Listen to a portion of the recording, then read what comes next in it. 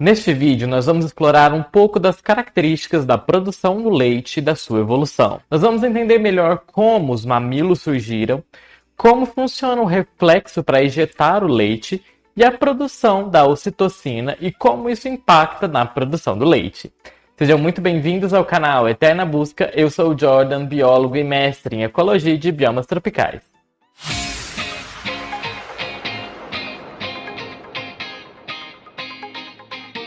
A glândula mamária ela tem sido uma característica fundamental na evolução e também na classificação das espécies animais de mamíferos. O leite, ele nutre o recém-nascido e ajuda a estabelecer o que nós chamamos de competência imunológica, que é a capacidade do organismo de lidar, com as adversidades, com os organismos estranhos que entram nele. A composição dos nutrientes do leite varia drasticamente entre as espécies e pode ser fortemente influenciada pelo estágio da lactação também. Por exemplo, o teor de gordura do leite pode ser tão alto quanto 60% nas focas e insignificante durante a lactação precoce nas wallaby. Além disso, o leite no tamar wallaby muda de uma secreção muito diluída, contendo principalmente carboidratos durante a lactação precoce, para um leite mais energético e denso, que contém quantidades mais substanciais de proteína e gordura, durante fases posteriores da lactação dessa espécie. Uma explicação clara para a evolução das glândulas mamárias traz à tona algumas questões, que nós até já falamos de algumas delas ao longo da nossa série de vídeos em que nós estamos explorando a evolução da viviparidade e da placenta aqui no canal. Então, se você não conferiu esses vídeos ainda, confere lá que eu vou deixar linkada essa série aqui, muito legal. O fato da mãe comumente permanecer próxima aos seus filhotes, por uma questão do cuidado parental, no caso de nós mamíferos, teria sido a causa do crescimento funcional das glândulas mamárias nas fêmeas. A variação nas secreções hormonais nos dois sexos, entre machos e fêmeas, está associada à capacidade da mãe em apresentar a lactação. Porque, afinal de contas, por que são as fêmeas que amamentam, E nós vamos responder isso mais pra frente aqui no canal, por isso não deixe de se inscrever. Uma teoria defende que a glândula mamária é uma glândula sudorípara transformada. Mas ela estaria mais intimamente relacionada às glândulas sudoríparas apócrinas, que são essas glândulas aqui, representadas nesses esquemas, que elas dão lá na base do pelo. Outra teoria explora a hipótese de que as glândulas mamárias evoluíram de glândulas que foram usadas para manter os ovos dos primeiros mamíferos úmidos. Já outras sugerem que as secreções precoces foram usadas diretamente pelos filhotes que acabaram de nascer. Ou então que as secreções foram usadas pelos filhotes para ajudá-los a se locomoverem, se orientarem até as suas mães. Tem sido argumentado que a lactação evoluiu gradualmente ao longo dos primeiros sinapsídeos. Nessa filogenia dos tetrápodas, primeiro nós temos o grupo dos amniotas, no qual faz parte aqui os répteis. Vamos seguindo e aí chegamos na variação que vai dar origem ao grupo dos sinápsidas, que são um grupo da qual nós mamíferos fazem parte, e aí depois ele segue para frente para dar origem ao grupo Sauróptida, que é ao grupo dos répteis e das aves. Nessa hipótese que nós estamos falando, que é a de que essas secreções elas tiveram origem lá nos primeiros sinapsídeos, a hipótese sugere de que houve uma transformação de um fluido que seria chamado proto, de inicial, lacteal, que esse leite que seria tipo um esquema, um protótipo do futuro leite, ele se transformou depois nesse leite nutritivo e ele foi correlacionado com a evolução de outras características presentes nos mamíferos modernos, como uma taxa metabólica elevada, uma alta capacidade aeróbica e um processamento de nutrientes e taxas de crescimento rápido. Assim, nós podemos pensar que os detalhes de como a lactação foi surgindo ao longo dos sinapsídeos evoluiu para atender às diversas demandas reprodutivas e ambientais de diversas espécies. Cerca de 10 mil anos atrás, por exemplo, na nossa espécie, a domesticação de espécies vegetais e animais levou à Revolução Neolítica com suas mudanças nas interações sociais e na própria evolução da civilização. E nessa mudança, por exemplo, o leite e os laticínios estavam fortemente acoplados a essa evolução cultural. E os laticínios, por exemplo, hoje em dia fornecem uma importante fonte de alimentos e fibras em todo o mundo.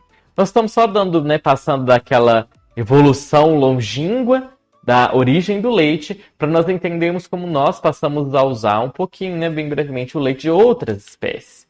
Que, inclusive, nós já temos um vídeo aqui no canal falando um pouco sobre essa questão da domesticação das vacas, o processo do leite, a nossa relação com o leite, que se deixar linkado aqui, que é bem legal.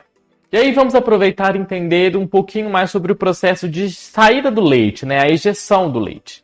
E, justamente, um dos aspectos mais importantes da lactação é ejetar o leite. E isso acontece via o que é chamado de reflexo da ejeção do leite. Um reflexo que é neurohormonal, uma parte neural, parte hormonal, que é desencadeado pela estimulação de áreas do mamilo, ou da teta, que ativa uma via neural que provoca uma liberação sistêmica de ocitocina, a partir da glândula pituitária posterior.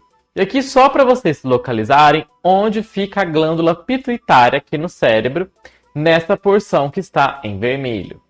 A ocitocina, liberada no corpo, por sua vez, vai causar uma contração das células mioepiteliais, que são essas células aqui representadas nesse esquema, que dá esse zoom na área do seio.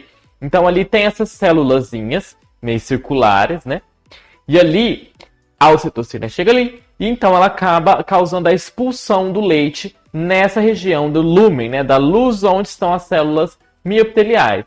E aí elas vão depois descer para a região do mamilo e vão sair. Elas vão passar pelo seu ducto lactífero, depois vão chegar lá no seio lactífero e então vão ser liberadas pelo mamilo. A ocitocina ela é um pequeno peptídeo, cerca de 9 aminoácidos, que além de causar essa ejeção do leite, ela possui inúmeras funções relacionadas à função reprodutiva e até mesmo cardíaca.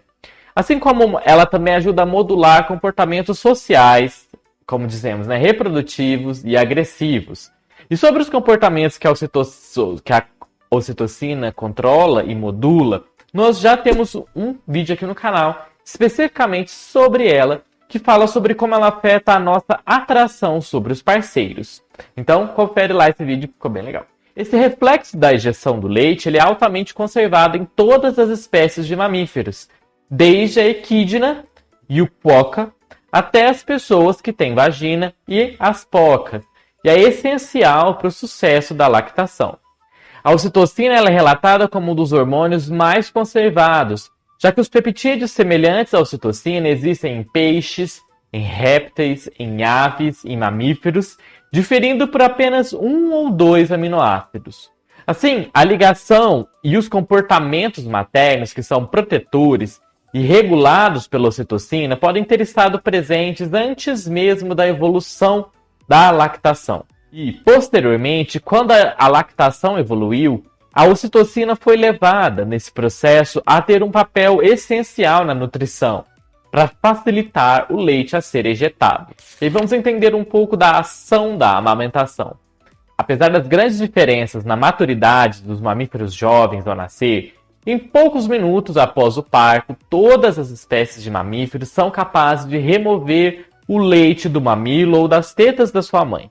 É bastante surpreendente considerar que marsupiais como coca, que nascem antes de eles estarem plenamente formados, eles nascem equivalentes a um embrião humano de aproximadamente 10 semanas de idade. Apesar de eles serem extremamente altricial é uma expressão utilizada para aqueles animais que nascem muito dependentes, que são, por exemplo, aqui a gente está falando dos marsupiais, não tem o olhinho formado, não tem o corpo plenamente desenvolvido, não consegue sobreviver sozinho. Então, apesar desses animais, dos cuca que nós estamos dizendo, serem altamente altriciais, a sua alimentação, eles já conseguem se alimentar assim que eles nascem.